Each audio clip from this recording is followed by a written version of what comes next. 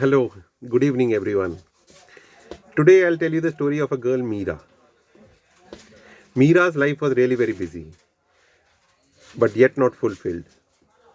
She did her day to day activities, but she thought it isn't meaningful. She always described her life as like I'm running on a treadmill, that I'm moving, but I'm not reaching anywhere. One day, after finishing her day to day activities, which she never wanted to do, she came back home and came across a wooden box in the closet. It was a grandfather's box. She opened that box and found a brass compass in it. And there was a note attached to it that the direction matters more than the speed. She kept thinking of the words. She looked at the compass again and she wondered what direction has she taken in her life. She grabbed a notebook and sat in her balcony and started writing. She wrote three questions with no problems. The first question was that what do I really want? And the second was why do I want it? And the third question was what tiny steps will I take in the coming week? Terrified, with all honesty, she wrote the first answer that I want to help people build their lives. I want to be useful, not busy. The second answer was that why do I want it?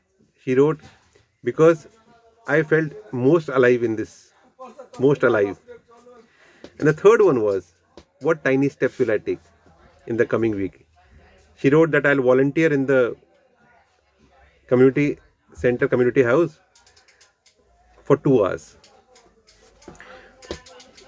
Few weeks passed away, and Meera was mentoring young teenagers, and she was had joy in it.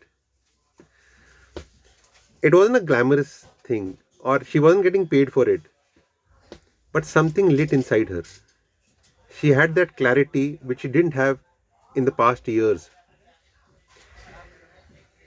Time passed.